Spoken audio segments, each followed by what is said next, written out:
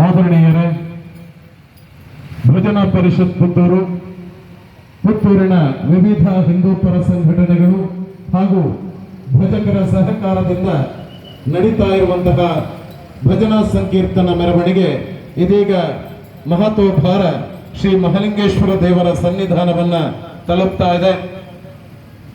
ಇತ್ತೀಚೆಗೆ ಭಜಕರ ವಿರುದ್ಧವಾಗಿ ಕೆಲವೊಂದು ವ್ಯಕ್ತಿತ್ವಗಳು ನೀಡಿರುವಂತಹ ಅವಹೇಳನಕಾರಿ ಹೇಳಿಕೆಗಳ ವಿರುದ್ಧವಾಗಿ ಮತ್ತು ಶತಮಾನಗಳ ಇತಿಹಾಸವನ್ನು ಹೊಂದಿರುವ ಭಜನೆ ಭಾವೈಕ್ಯತೆಯ ಸಾಮರಸ್ಯವನ್ನು ಉಂಟು ಮಾಡುವಂಥದ್ದು, ಸಮಾಜದಲ್ಲಿ ವಿಭಜನೆಯನ್ನು ದೂರ ಮಾಡಿ ಭಜನೆಯಿಂದ ಭಾವೈಕ್ಯತೆ ಮತ್ತು ಸಾಮರಸ್ಯ ಸೃಷ್ಟಿಯಾಗುತ್ತದೆ ಅನ್ನುವಂಥದ್ದು ನಾವೆಲ್ಲ ತಿಳಿದುಕೊಂಡಿರುವ ಸತ್ಯ. ಇವತ್ತು ಭಜಕರ ವಿರುದ್ಧ ಹೇಳಿಕೆ ನೀಡುವುದರ ಮುಖಾಂತರ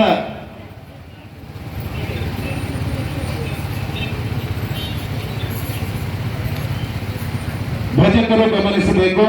ದೇವಸ್ಥಾನದ ಹೊರಗಿನ ಪೌಳಿಯಲ್ಲಿ ಒಂದು ಸುತ್ತು ಭಜನೆಯನ್ನ ಮಾಡುವುದರ ಮುಖಾಂತರ ನಮ್ಮ ಭಜನಾ ಸೇವೆಯನ್ನ ಪುತ್ತೂರು ಮಹತೋಭಾರ ಶ್ರೀ ಮಹಾಲಿಂಗೇಶ್ವರ ದೇವರಿಗೆ ಸಮರ್ಪಣೆ ಮಾಡಬೇಕು ಅಂತ ವಿನಂತಿಸ್ತಾ ಇದ್ದೇವೆ. ಭಜನೆಯ ಮುಖಾಂತರ ಭಾವೈಕ್ಯತೆಯನ್ನು ಸೃಷ್ಟಿಸಿ ವಿವಿಧ ಧಾರ್ಮಿಕ ಕಾರ್ಯಕ್ರಮಗಳಲ್ಲಿ ಭಜನಾ ಸಂಕೀರ್ತನೆ ಮುಖಾಂತರ, ಕುಣಿತ ಭಜನೆಯ ಮುಖಾಂತರ ನಮ್ಮ ತನು ಮನವನ್ನ ದೇವರಿಗೆ ಸಮರ್ಪಿಸಿರುವಂತಹ ಎಲ್ಲ ಭಜಕರಿಗೆ ಇವತ್ತು ಅವಮಾನ ಆಗುವ ರೀತಿಯಲ್ಲಿ ಹೇಳಿಕೆಗಳನ್ನು ನೀಡಿರುವವರು ಅವರು ಕೂಡ ಒಂದು ಸಲ ಭಜನೆಯಲ್ಲಿ ಭಾಗವಹಿಸಬೇಕು.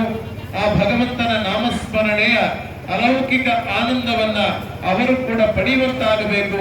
ಆ ಮುಖಾಂತರ ಭಗವಂತನಿಗೆ ತನ್ನನ್ನು ತಾನು ಸಮರ್ಪಿಸಿಕೊಳ್ಳುವುದರ ಮುಖಾಂತರ ಲೌಕಿಕ ಬದುಕಿನಲ್ಲಿ ಒಂದಷ್ಟು ಹೇಳಿಕೆಗಳನ್ನು ನೀಡುವುದಕ್ಕೆ ಕಡಿವಾಣ ಬೀಳ್ತದೆ. ಆ ಮುಖಾಂತರ ನಾವು ಭಕ್ತಿಯ ಸಮರ್ಪಣೆಯನ್ನು ಭಗವಂತನಿಗೆ ಮಾಡುವವರು. ಯಾವತ್ತೂ ಕೂಡ ನಾವು ವೃತ್ತಿನಿರತ ಭಜಕರಲ್ಲ, ಭಕ್ತಿ ನಿರತ ಭಜಕರು. ಭಕ್ತಿಯಿಂದ ಆ ಭಗವಂತನಿಗೆ ತನುಮನವನ್ನ ಸಮರ್ಪಣೆ ಮಾಡಿದಾಗ ಅಲೌಕಿಕವಾದ ಆನಂದವನ್ನ ಪಡಿತೇವೆ, ಸಚ್ಚಾರಿತ್ರ್ಯವನ್ನ ಪಡಿತೇವೆ. ಸಮಾಜದಲ್ಲಿ ವಿಘಟನೆಯನ್ನ ದೂರ